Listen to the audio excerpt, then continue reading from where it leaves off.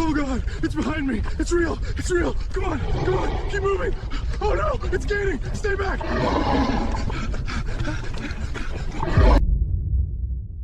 Estou gravando isso porque preciso que alguém ouça antes que eu apague. São 2h14 da manhã, 19 de novembro, e estou sentada no meu apartamento em Bloomington com todas as luzes acesas e a porta trancada 3 vezes. Minhas mãos não param de tremer. O hematoma no meu peito é tão escuro que parece preto no espelho do banheiro, e quando traço o contorno consigo contar os dedos. 5 deles, cada um com quase 25 centímetros de comprimento. Os médicos do EU Health disseram que era impossível. O ortopedista disse que hematomas não se formam nesse padrão. O estagiário tirou fotos antes que o médico responsável mandasse ele apagar, mas ele não apagou. E agora essas fotos estão no site do Indianapolis Star com uma manchete que me chama de farsante. Pedi transferência das operações de campo ontem. Para mim deu. Mas preciso dizer isso em voz alta uma vez enquanto ainda consigo lembrar dos detalhes, enquanto o cheiro de pelo molhado e carne podre ainda está no meu nariz, enquanto ainda consigo sentir o peso que me atingiu por trás na Forest Road 27. Eu era uma guarda florestal da patrulha noturna. Eu conhecia aquelas matas. Conhecia cada quilômetro de trilha, cada acampamento ilegal, cada rota de caçador clandestino. Eu achava que sabia o que vivia lá. Eu estava errada. Isso foi o que aconteceu há 6 noites. E só estou gravando porque, se não o fizer, vou me convencer de que imaginei tudo. A marca da mão diz o contrário. Deixe-me voltar ao começo, a quando isso ainda era um turno normal. O dia 13 de novembro começou frio e limpo. Bati o ponto no posto de guarda florestal do distrito, em Tell City, às 16 horas. Verifiquei o registro de patrulha, enchi o tanque da minha caminhonete, testei o rádio, carreguei meu equipamento, protocolo padrão. Eu trabalhava na patrulha noturna na Hoosier National Forest há 3 anos, cobrindo a zona sul desde Morgan Ridge até Hemlock Cliffs, e a oeste até os mirantes do Ohio River. A maioria das noites era tranquila. Caçadores clandestinos ocasionais com holofotes, campistas bêbados, adolescentes entrando em áreas fechadas. Eu gostava da solidão. Gostava de ser a única guarda se movendo por 200 mil acres de floresta no escuro. Eu me sentia segura. É essa a parte que me assombra agora. O quão segura eu me sentia. O sol se punha cedo naquela época do ano e às 18h30 eu estava no interior da floresta na Forest Road 27. Uma estrada de manutenção de cascalho que cortava um dos terrenos mais remotos da floresta. Meu supervisor ligou por volta das 18 horas, dizendo que uma árvore havia caído na estrada cerca de 6 quilômetros depois da saída para Tipsaw Lake, bloqueando o acesso para a equipe de trilha da manhã. Meu trabalho era avaliar a situação, ver se eu conseguia removê-la com a motosserra na caçamba da minha caminhonete, ou se precisaríamos chamar o equipamento pesado. Trabalho de rotina. Eu já tinha feito isso centenas de vezes. A temperatura estava caindo rápido, já em 38 graus, e minha respiração embaçava nos faróis enquanto eu dirigia. O rádio crepitava com os comunicados dos outros guardas do distrito. Tudo parecia normal, tudo parecia controlado. Cheguei à árvore caída às 18h47. Sei a hora exata porque registrei no meu celular, tirei uma foto do odômetro, documentação padrão. A árvore era um grande carvalho, talvez com 18 metros de altura, deitada na diagonal sobre a estrada com a raiz arrancada da encosta. Queda recente. A terra nas raízes ainda estava úmida. Estacionei a caminhonete a 6 metros de distância. Deixei os faróis acesos para iluminar o trabalho. Peguei minha motosserra e o equipamento de segurança. A floresta estava silenciosa. Silenciosa demais, lembro de ter pensado, mas ignorei. As noites de novembro eram sempre silenciosas. Os pássaros migravam para o sul, Os insetos morriam, até os veados se moviam menos no frio. Puxei a corda de partida e a motosserra rugiu, quebrando o silêncio. E comecei a cortar o tronco em seções, trabalhando da copa em direção à raiz. O trabalho era duro e metódico. Entrei no ritmo, cortar e arrastar, limpando a estrada pedaço por pedaço. Terminei o último corte às 19h23. Desliguei a motosserra e fiquei ali, respirando com dificuldade no silêncio repentino. Meus ouvidos zumbiam por causa do barulho do motor. O suor esfriava nas minhas costas por baixo da jaqueta, apesar do ar frio. Foi quando eu ouvi. Um estalo único e agudo, como um galho de árvore quebrando, mas mais profundo, mais ressonante. Veio da encosta à minha esquerda, acima da estrada, talvez a uns 200 metros entre as árvores. Virei-me na direção do som e escutei. Nada. Apenas o vento passando pelos galhos nus. Disse a mim mesma que era o gelo se expandindo na madeira morta, um som comum em novembro, mas senti um nó no estômago. Algo parecia errado. A floresta parecia errada. Eu não conseguia explicar o porquê. Coloquei a motosserra de volta na caçamba da caminhonete mais devagar que o normal, ouvindo o tempo todo. Outro estalo ecoou da mesma direção, seguido por um terceiro, espaçados uniformemente, talvez com 15 segundos de intervalo. Metódico. Essa palavra não saía da minha cabeça. Metódico. O gelo não quebra galhos em padrões. Peguei minha lanterna, passei o feixe de luz pela encosta. A luz bateu em troncos de árvores, rochas expostas, nada incomum. Mas eu não conseguia me livrar da sensação de que algo estava me observando. Meu treinamento dizia para investigar. Meu instinto dizia para ir embora. Cheguei a um meio termo. Caminhei até a beira da estrada.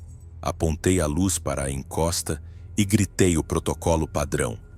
Serviço florestal, tem alguém aí em cima? Minha voz soou pequena e fina na escuridão. Nenhuma resposta. O vento aumentou, sacudindo os galhos, e eu disse a mim mesma que os sons eram naturais, do ambiente, nada com que se preocupar.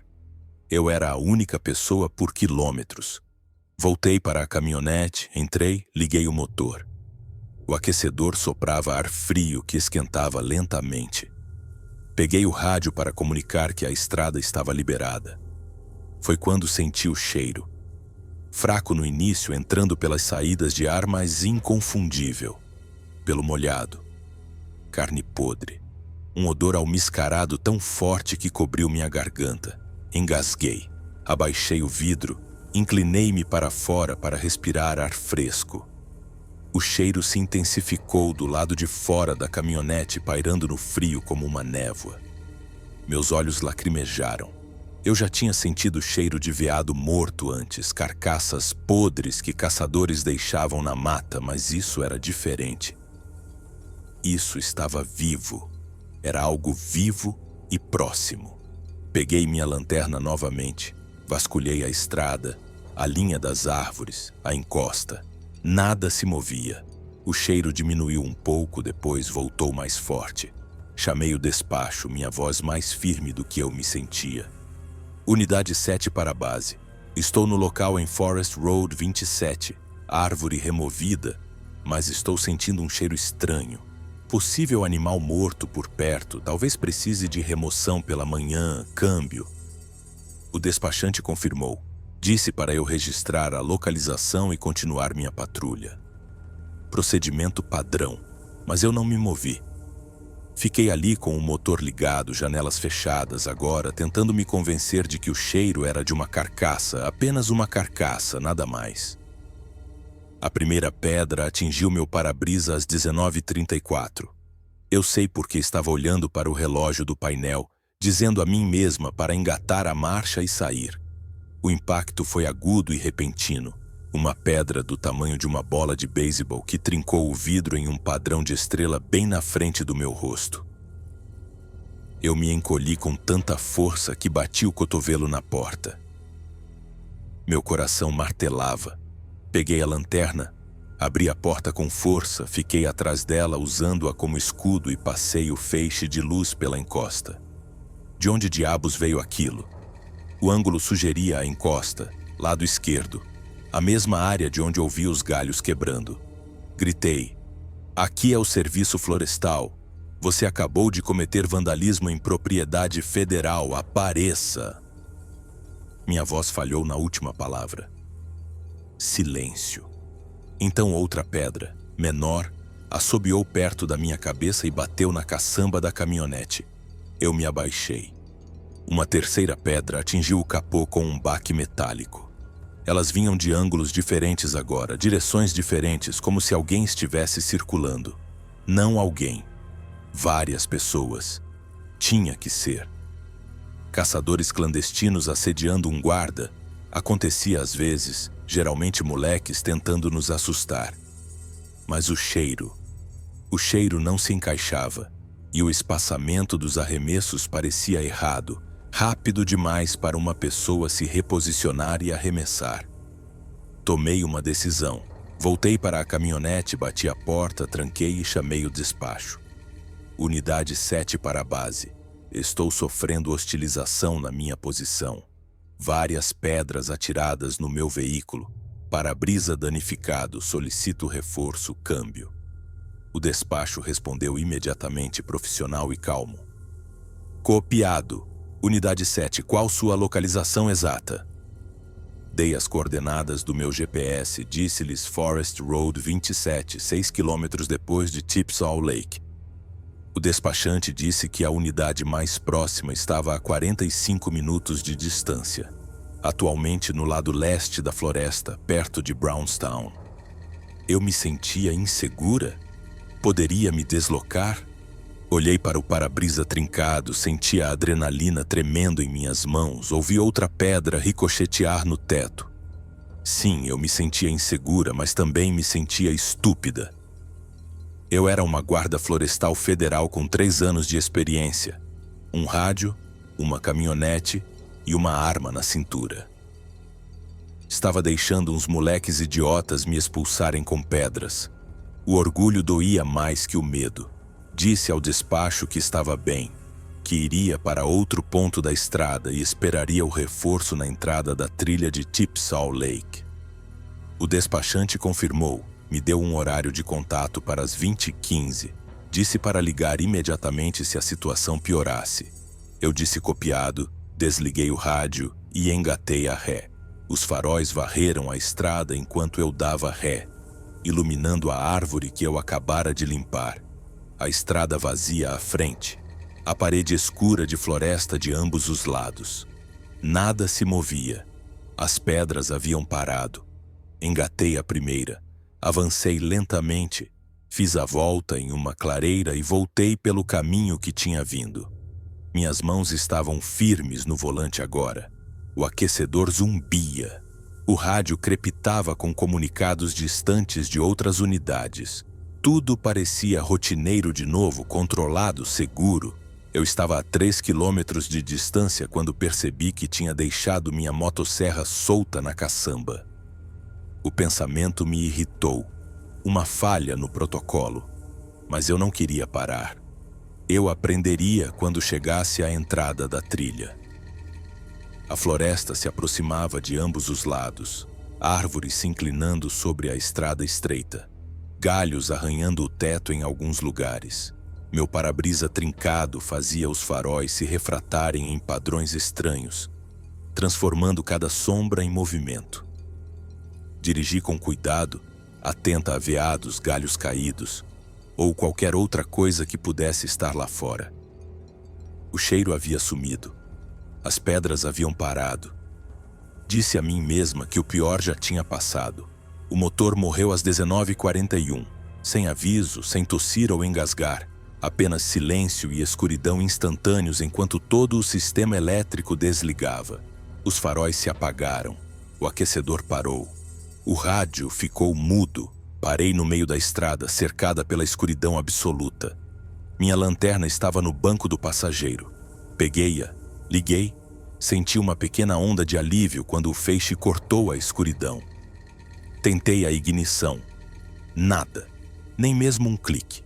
Abri o capô, saí com a lanterna, levantei o capô e verifiquei as conexões da bateria. Firmes e limpas. Sem corrosão. Sem fios soltos. A bateria era nova, trocada há 2 meses. Isso não fazia sentido.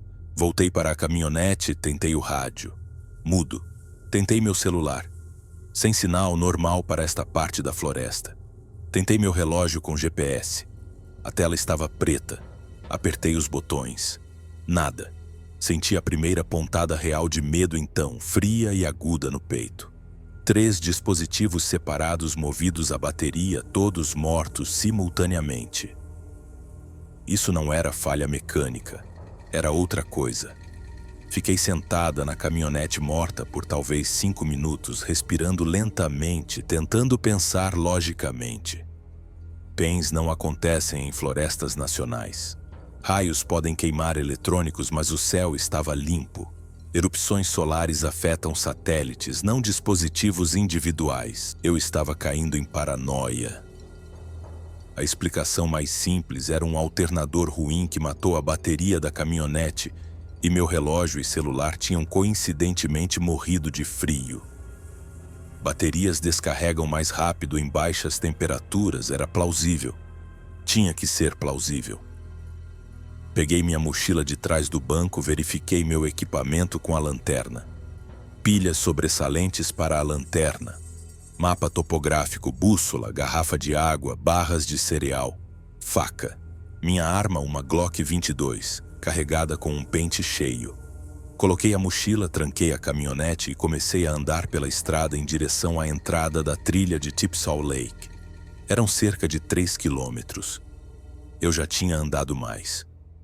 O frio atravessava minha jaqueta, mas o movimento me manteria aquecida. Mantive um ritmo constante, o feixe da lanterna varrendo a estrada à frente, e tentei lembrar a última vez que me senti tão sozinha.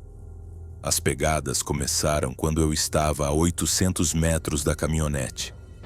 Pesadas, deliberadas, quebrando a folhagem seca paralelamente à estrada do meu lado direito, talvez a uns 15 metros dentro das árvores. Eu parei. As pegadas pararam. Comecei a andar de novo. As pegadas recomeçaram, acompanhando meu ritmo exatamente. Parei de novo, apontei a lanterna na direção do som. O feixe capturou árvores, sombras, nada definitivo. "Eu consigo te ouvir!" gritei, tentando soar autoritária. "Este é seu último aviso antes que eu denuncie isso como assédio criminoso." Minha voz ecoou e morreu. As pegadas não voltaram. Fiquei ali por 30 segundos, ouvindo apenas minha própria respiração e o vento.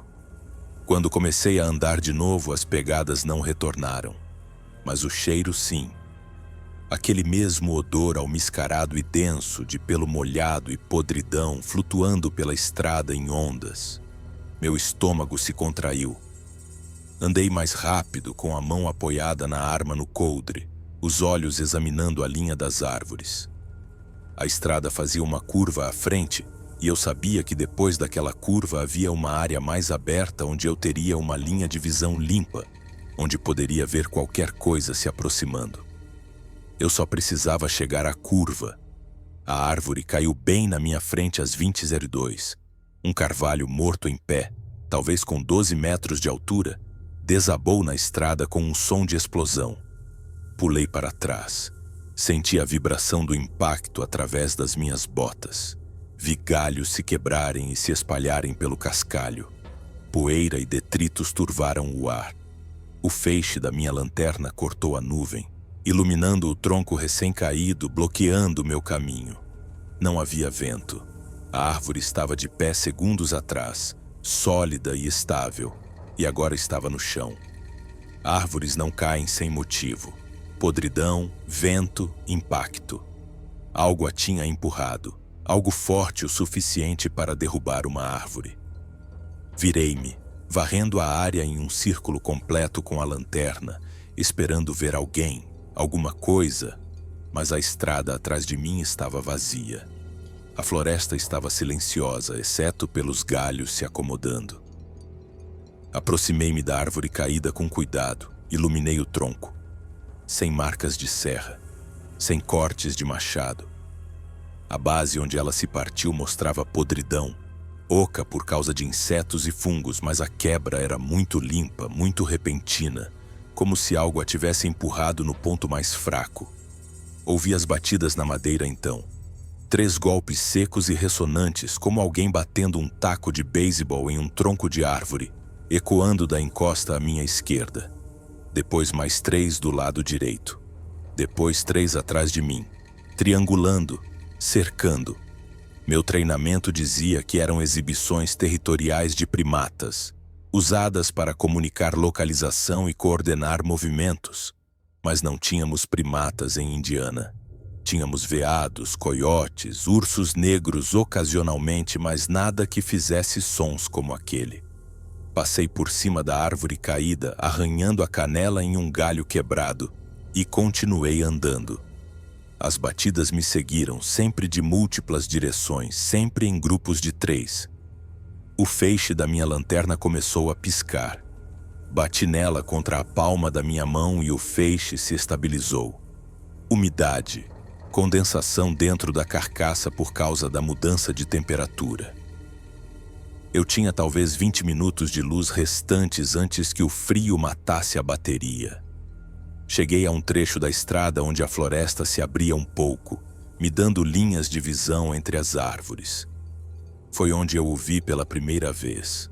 Apenas uma forma, um ombro maciço atrás de um tronco de carvalho grosso, talvez a uns 70 metros encosta acima. O ombro estava muito alto em relação ao chão, muito largo. Parei de andar, voltei toda a minha atenção para o local, mantive a luz firme. A forma se moveu, desapareceu atrás do tronco e eu vislumbrei um braço, escuro e longo, coberto de pelos.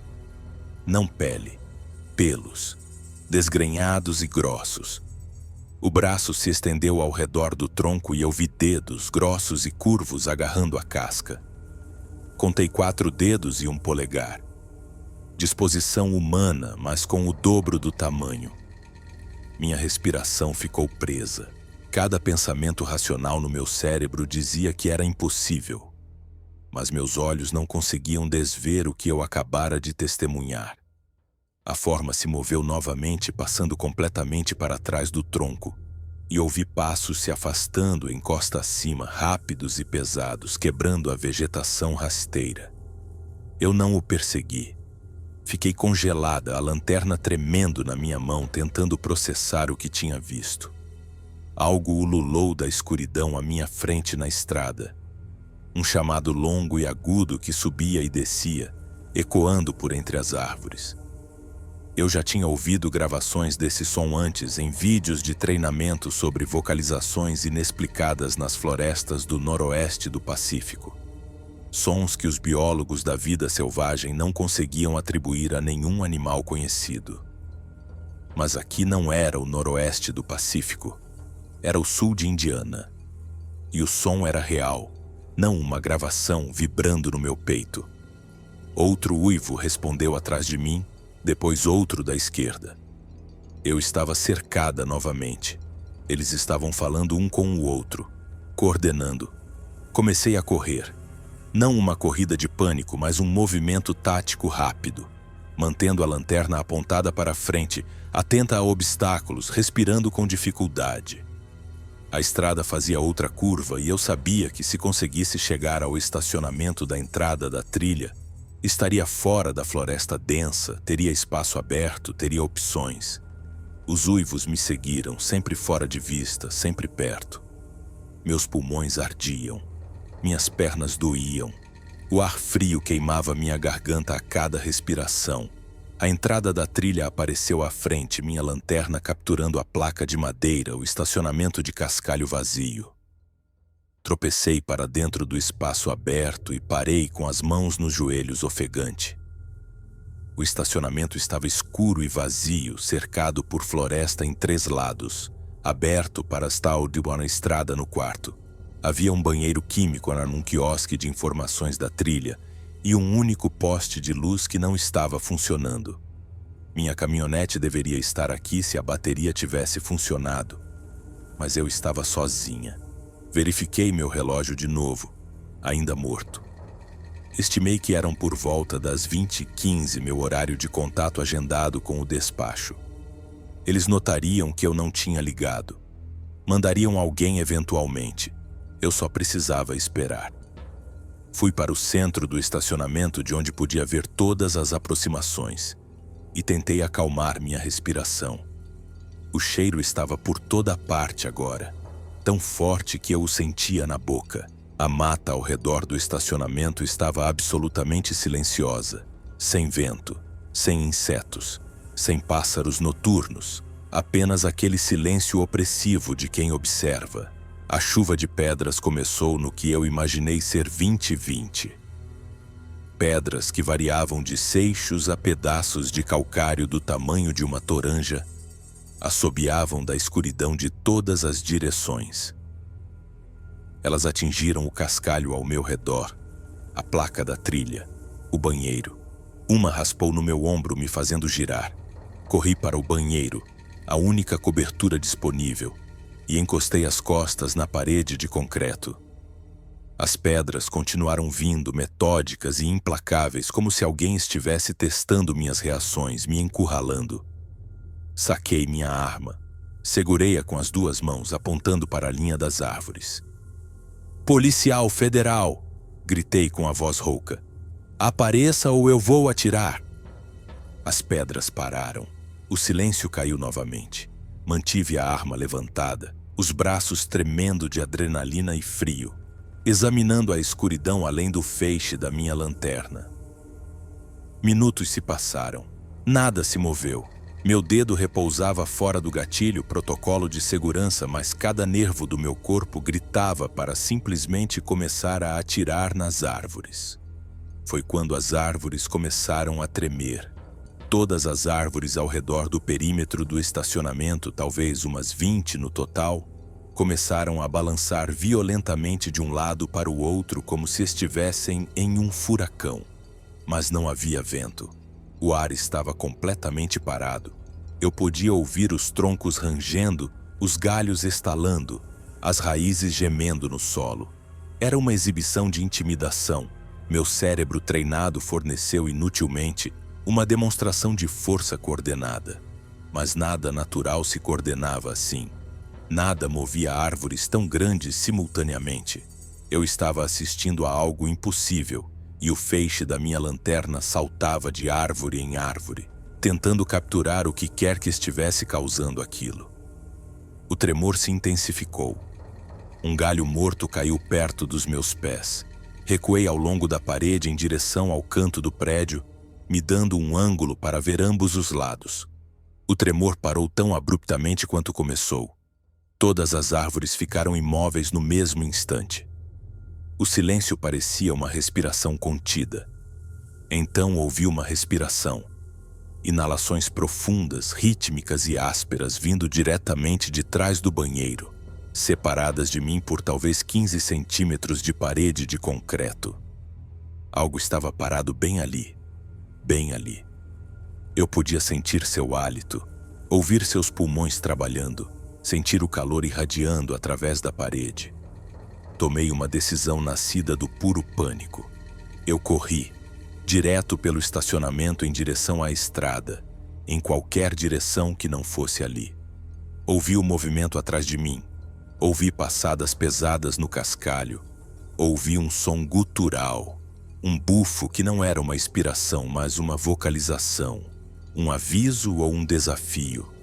Não olhei para trás. O feixe da minha lanterna saltava loucamente enquanto eu corria. As alças da minha mochila cravavam nos meus ombros. Minha arma parecia inútil na minha mão. Cheguei à estrada e virei morro abaixo, sabendo que para baixo levava eventualmente a Highway 37, a civilização, a ajuda. Corri no meio da estrada, onde meu passo era mais firme, onde eu poderia ver qualquer coisa se aproximando. As passadas atrás de mim eram impossivelmente rápidas, diminuindo a distância. Eu podia ouvi-lo respirando, bufando algo entre um gorila e um urso e nada que eu já tivesse ouvido antes. Arrisquei uma olhada para trás e minha lanterna o pegou em plena vista por um segundo perfeito. Ele tinha 2,5 metros de altura, no mínimo. Ombros mais largos que os de qualquer humano. Braços que passavam dos joelhos. Coberto por pelos castanho escuros, emaranhados e grossos. O rosto era achatado e escuro, com olhos que refletiam o feixe da minha lanterna em um âmbar brilhante. A boca estava aberta, mostrando os dentes. Estava no meio da estrada, a 15 metros de mim, e não estava correndo. Estava andando, dando passadas longas e fáceis que cobriam o terreno mais rápido que a minha corrida. Olhei para a frente de novo e forcei mais. Minhas pernas queimando, meu coração martelando tão forte que eu o sentia no crânio. Isso não estava acontecendo. Isso não era real. Mas os passos eram reais.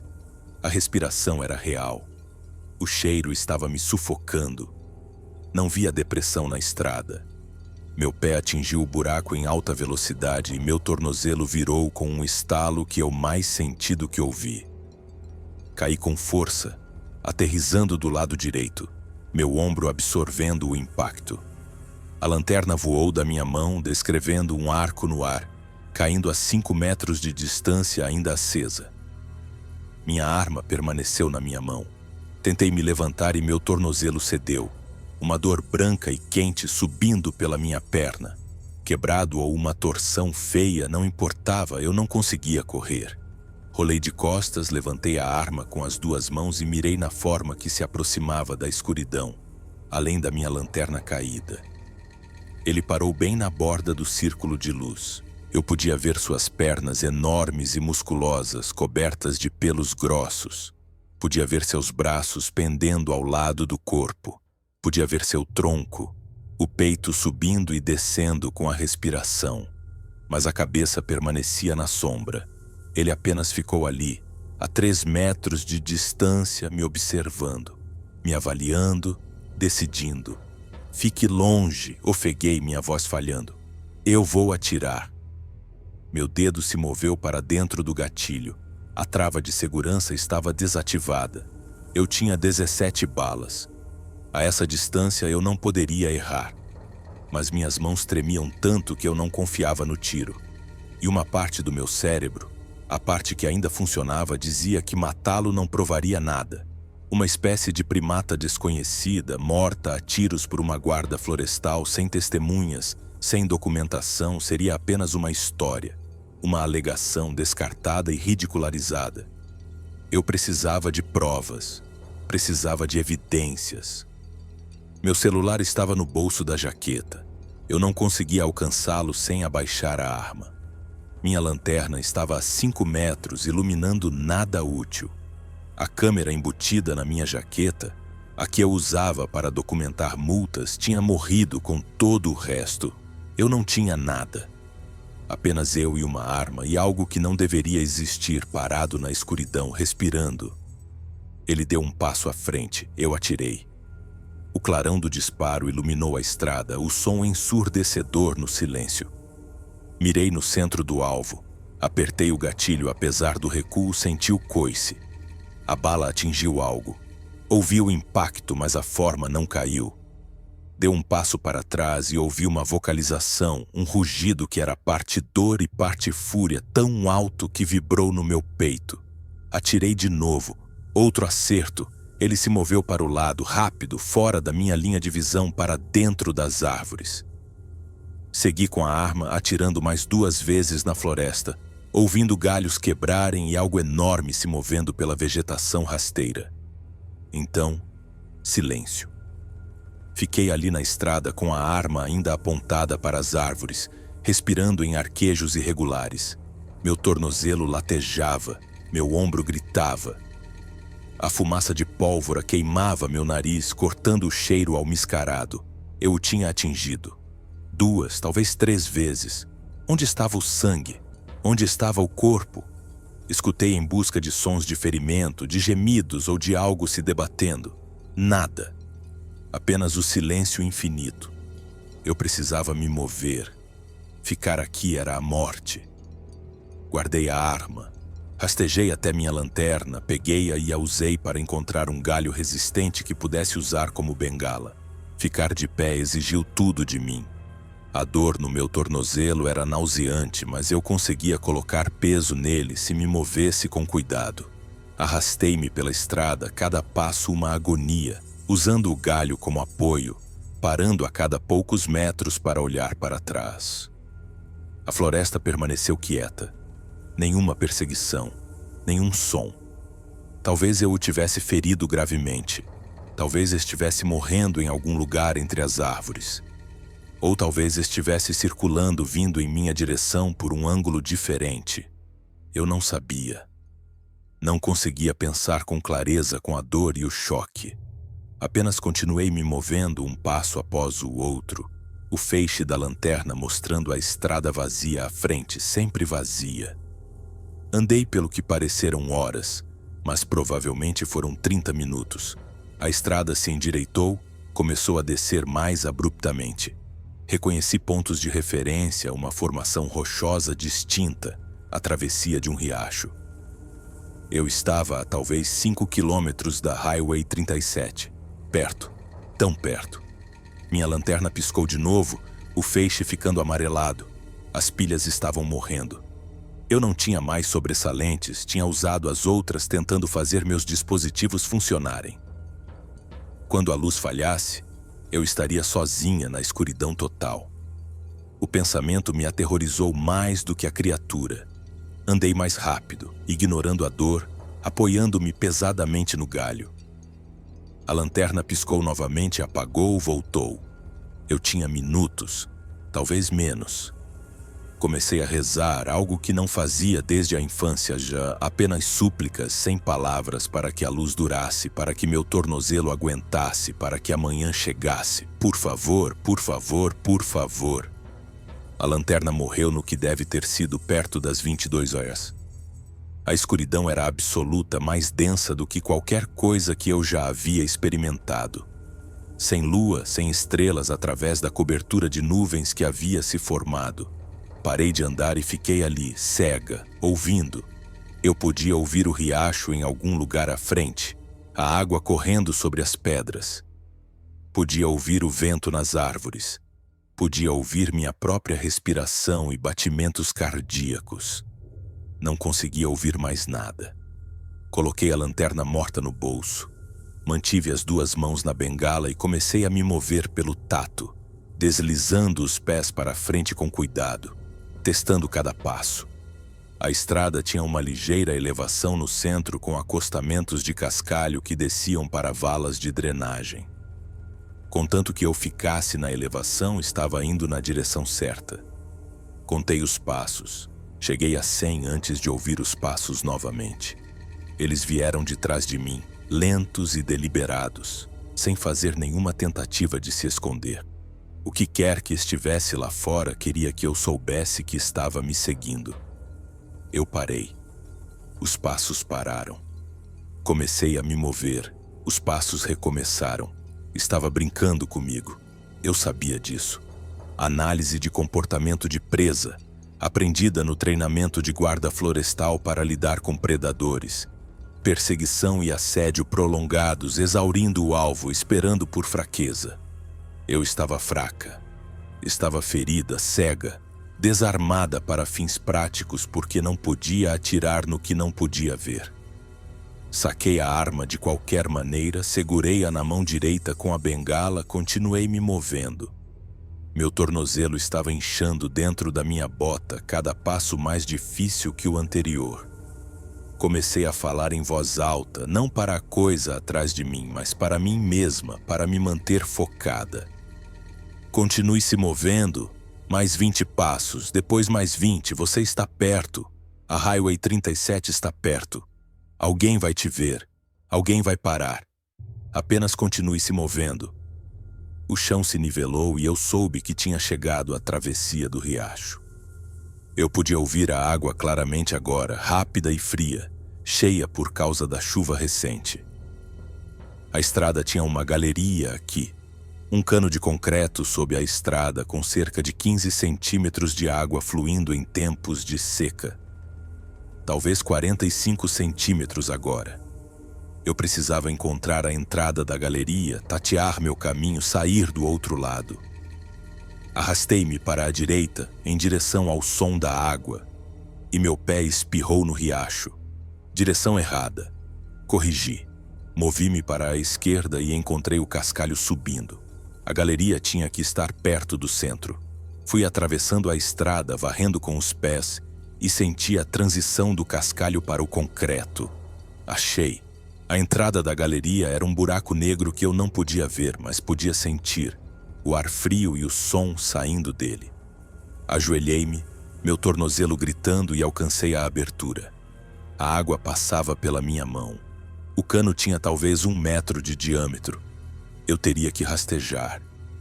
A ideia de rastejar por um cano de concreto na escuridão absoluta com aquela coisa em algum lugar atrás de mim fez minha garganta fechar. Mas ficar aqui não fazia sentido. Eu precisava continuar me movendo.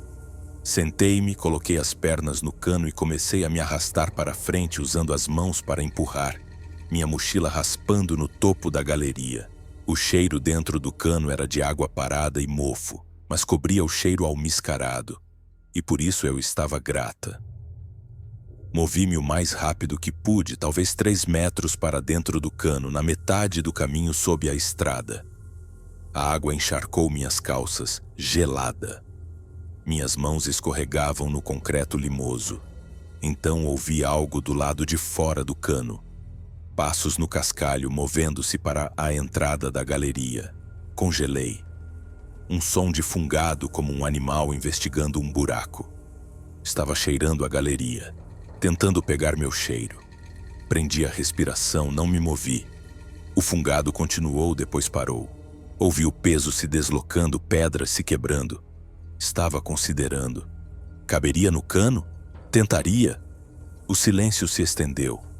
Imaginei um braço enorme se estendendo na escuridão, dedos tateando em minha direção. Eu não podia ficar aqui. Empurrei para frente novamente, movendo-me mais rápido, sem mais me importar com o barulho. A galeria parecia interminável. Meu tornozelo ferido se arrastava na água.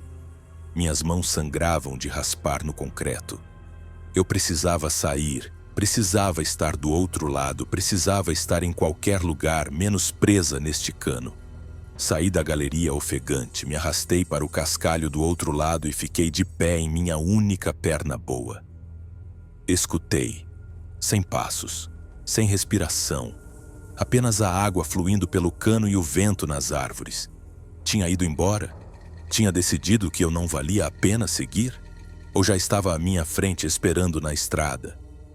Comecei a andar de novo, usando o galho, mantendo a arma na outra mão. A estrada descia mais abruptamente aqui, eu me lembrava. E depois de talvez mais 1,5 quilômetros, ela cruzaria com uma estrada municipal menor que levava à rodovia. Eu tinha que chegar àquele cruzamento. Tinha que chegar. Meu corpo estava desligando. O choque, o frio e a dor superando tudo. Tropecei, me segurei. Continuei andando. Tropecei de novo. Minha visão, inútil na escuridão, começou a mostrar pontos brilhantes, artefatos visuais do meu cérebro falhando. Eu estava perto de um colapso. Conhecia os sinais. Hipotermia se instalando, queda de adrenalina iminente. Eu precisava continuar me movendo ou me sentaria e nunca mais me levantaria.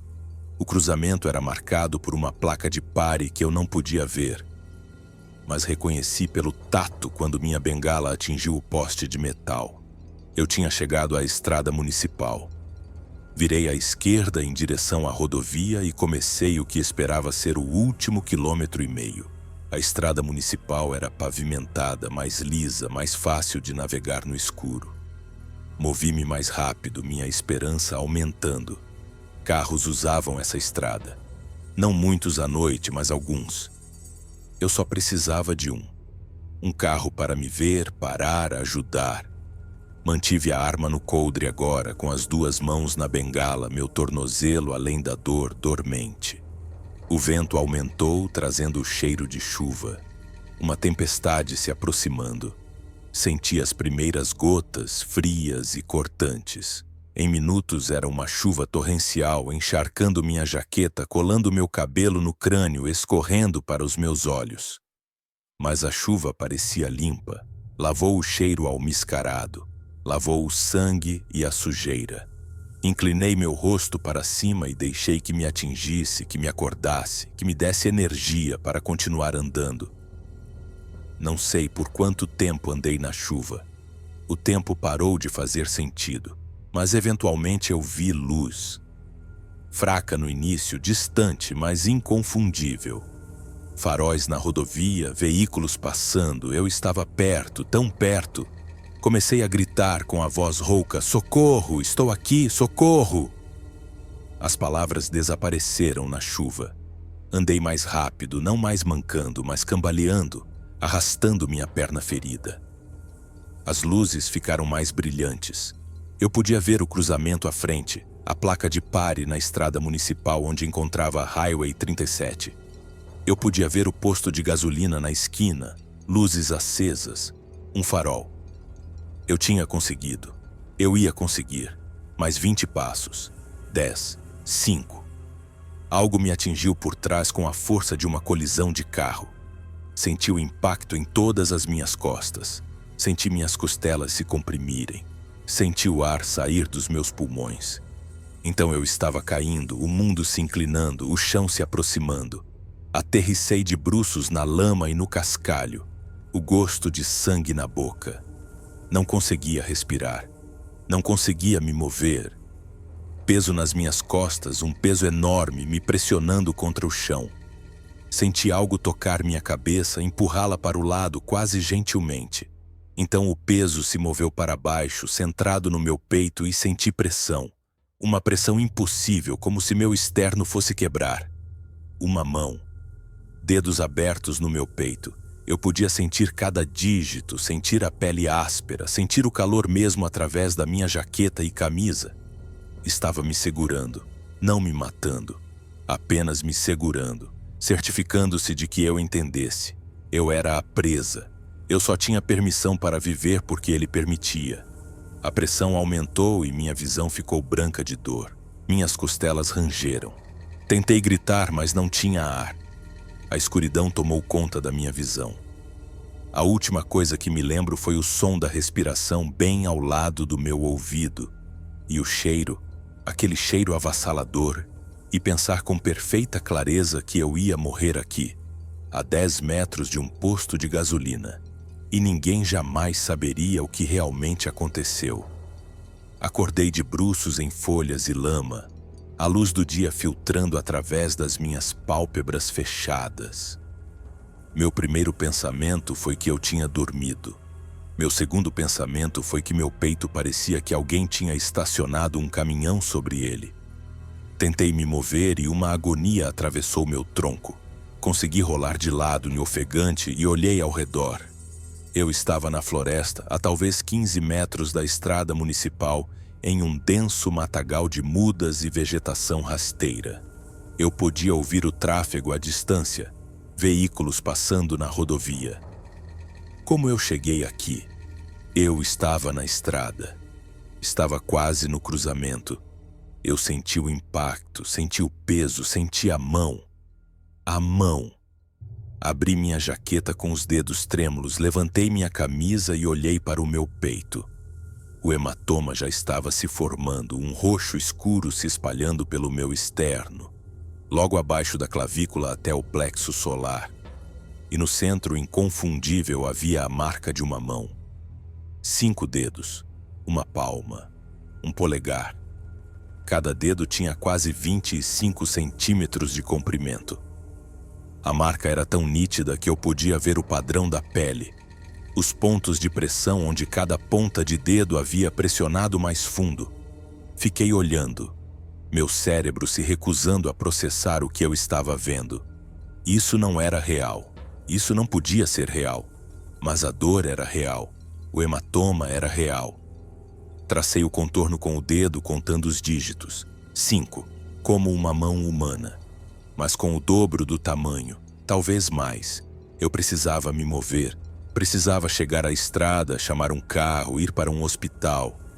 Tentei me levantar e meu tornozelo cedeu. A torção tinha inchado tanto que minha bota estava cortando a circulação. Desamarrei-a, tirei-a e vi que a articulação estava do tamanho de uma bola de softball, manchada de roxo e preto. Eu não conseguia andar. Rastejei.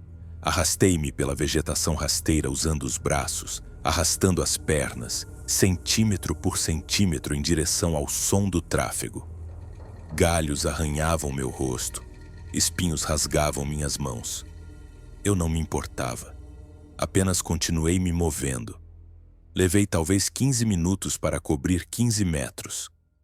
Quando cheguei ao acostamento da estrada, desabei no cascalho, rolei de costas e fiquei ali respirando com dificuldade. Um carro passou sem diminuir a velocidade, depois outro. Levantei meu braço, acenei fracamente. O terceiro carro, uma caminhonete velha, parou. Um homem saiu de meia-idade vestindo um macacão de fazenda e correu até mim. "Meu Deus, o que aconteceu com você?" Ele perguntou ajoelhando-se. Tentei responder, mas não encontrei as palavras. Ele pegou o celular, discou 911, disse sua localização, disse que havia encontrado alguém ferido na beira da estrada. Possível vítima de atropelamento e fuga. Não foi atropelamento e fuga, eu queria dizer. Mas minha voz não funcionava.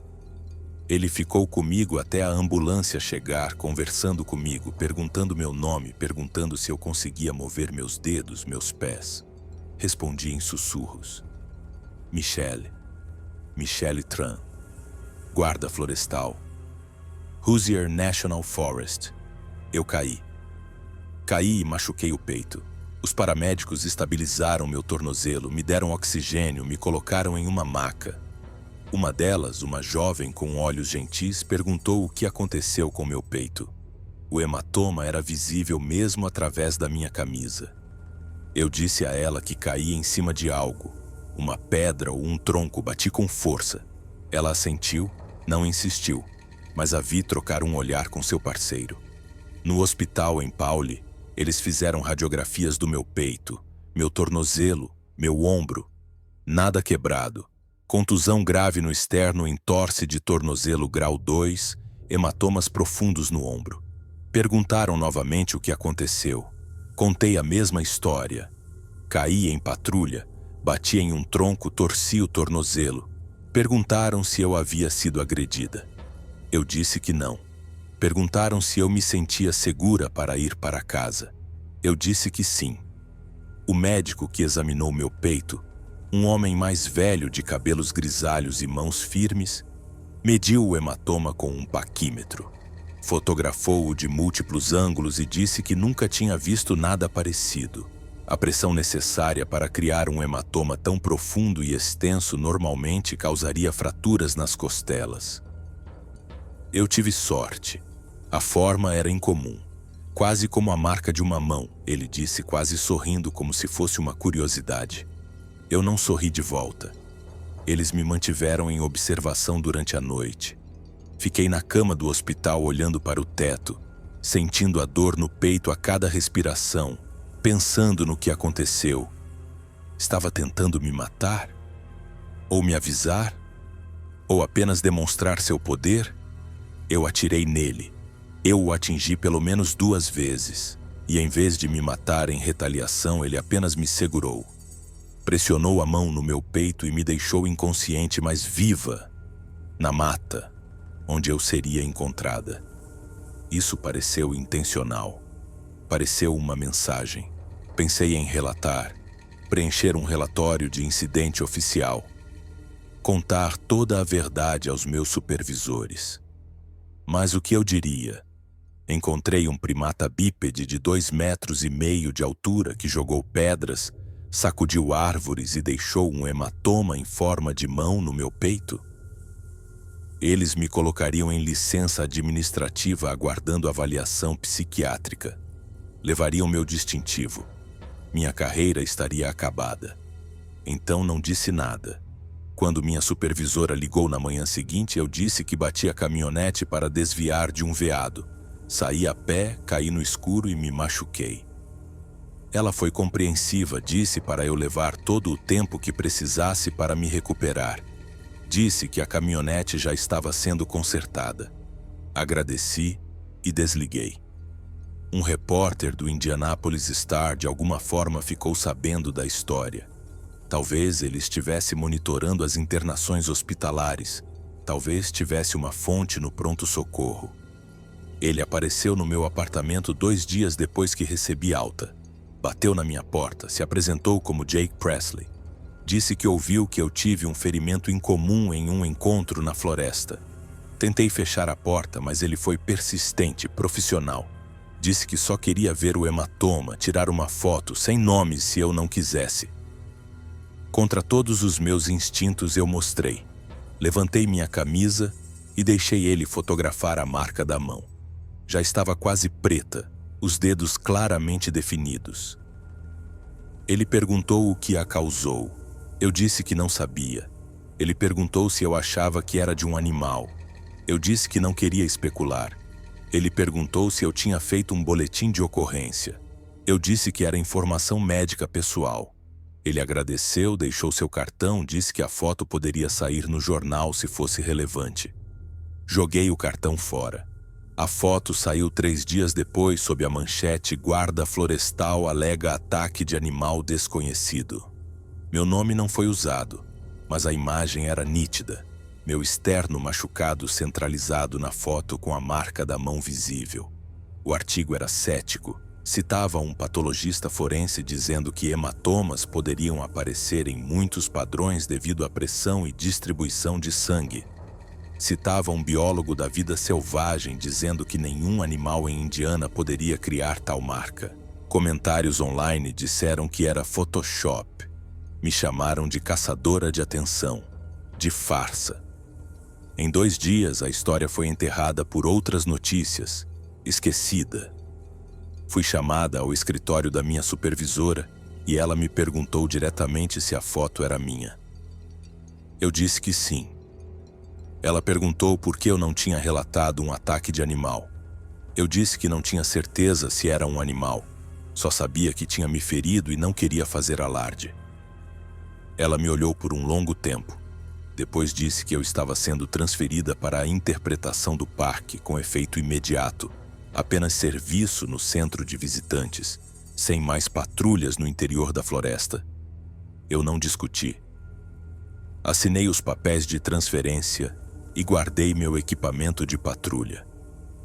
Estou trabalhando no centro de visitantes em Hemlock Cliffs há 4 meses.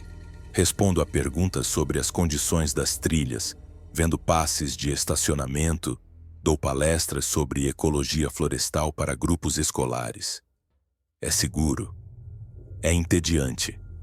É exatamente o que eu preciso. O hematoma desapareceu depois de 6 semanas, mas ainda tenho as fotos no meu celular, guardadas em uma pasta trancada. Mostro-as a amigos às vezes, pessoas em quem confio, pessoas que me conhecem bem o suficiente para acreditar que não estou mentindo. As reações são sempre as mesmas. Choque, descrença, depois uma incerteza silenciosa. Eles não me chamam de mentirosa, mas não sabem como chamar aquilo. Parei de tentar convencer qualquer um. Eu sei o que aconteceu. Eu sei o que vi, o que ouvi, o que me tocou. Se alguém acredita ou não, isso não muda a verdade. A parte mais difícil é o medo. Ele vem sem aviso. Estarei andando para o meu carro em um estacionamento à noite e sentirei cheiro de cachorro molhado e meu coração começará a disparar. Ouvirei galhos quebrando na mata atrás do meu apartamento e trancarei a porta, mesmo estando no 3º andar. Verei um documentário sobre vida selvagem e ouvirei um uivo e terei que desligar. Minha terapeuta diz que é TEPT. Diz que o trauma do ataque está se manifestando como hipervigilância e gatilhos sensoriais. Ela provavelmente está certa. Mas saber que é TEPT não torna o medo menos real. Eu ainda verifico a linha das árvores sempre que estou do lado de fora. Ainda evito florestas à noite. Ainda mantenho minha arma carregada na minha mesa de cabeceira, por precaução. Na semana passada, passei de carro pela entrada da trilha de Tipsal Lake no meu dia de folga. Não sei porquê. Talvez eu precisasse vê-la à luz do dia. Precisasse provar a mim mesma que era apenas um estacionamento, apenas uma floresta, apenas árvores e terra e nada mais. Estacionei e saí. Fiquei no local onde as pedras me atingiram, onde as árvores tremeram, onde ouvi a respiração atrás da parede de concreto. Estava claro, normal e pacífico. Caminhantes passavam com cães. Crianças corriam pelo estacionamento. Fui até a beira da floresta, olhei para as árvores e não vi nada além de sombras e luz do sol. Por um momento senti alívio. Talvez tivesse sido uma alucinação. Talvez o estresse e o isolamento tivessem criado algo na minha mente que não era real. Talvez o hematoma fosse da queda e nada mais. Então eu vi as pegadas, 3 delas, impressas na lama macia perto da linha das árvores. Cada pegada tinha 45 centímetros de comprimento, 5 dedos, uma marca clara do calcanhar. Formato humano, mas enorme. Frescas, talvez de um dia. Fiquei ali olhando para elas, sentindo minhas mãos começarem a tremer, sentindo o medo voltar com tudo. Era real, sempre foi real. E ainda estava lá fora, em algum lugar naqueles 200 mil acres, movendo-se pela floresta, deixando sinais que ninguém acreditaria. Tirei fotos das pegadas, enviei para uma bióloga da vida selvagem que conheço em Purdue. Ela respondeu que provavelmente eram pegadas de urso, distorcidas pelo derretimento. Eu não discuti. Salvei as fotos na mesma pasta trancada com as imagens do hematoma e dirigi para casa. Penso em voltar às vezes. Levar uma câmera, equipamento de gravação, passar uma semana naquelas matas tentando documentar o que sei que está lá. Penso no que significaria se eu conseguisse, se voltasse com vídeo nítido, áudio nítido, evidências claras. Alguém se importaria? Ou apenas diriam que é falso, chamariam de outra farsa, outra tentativa desesperada de chamar a atenção? Eu não sei. O que eu sei é que não estou pronta. Talvez nunca esteja. A marca da mão no meu peito pode ter desaparecido, mas a memória daquela pressão, daquele peso, daquele momento de desamparo absoluto não desapareceu. Está comigo toda noite quando fecho os olhos. Toda vez que ouço o vento nas árvores, toda vez que sinto o cheiro de pelo molhado. A gravação que estou fazendo agora é o mais perto que cheguei de contar a história completa. Provavelmente vou apagá-la amanhã. Ou talvez eu aguarde, trancada com as fotos, mais uma peça de evidência que ninguém vai acreditar. Eu não sei mais o que quero. Validação, talvez. Ou apenas que alguém ouça isso e diga que não acha que estou louca. Mas principalmente só quero parar de ter medo. Quero andar por uma floresta sem olhar por cima do ombro. Quero dormir sem sonhar com olhos âmbar na escuridão, com dedos pressionando meu peito com o som de uma respiração que não era bem animal e não era bem humana. Quero esquecer como foi ser uma presa. Mas não consigo esquecer. E a marca da mão, mesmo tendo sumido, ainda está lá.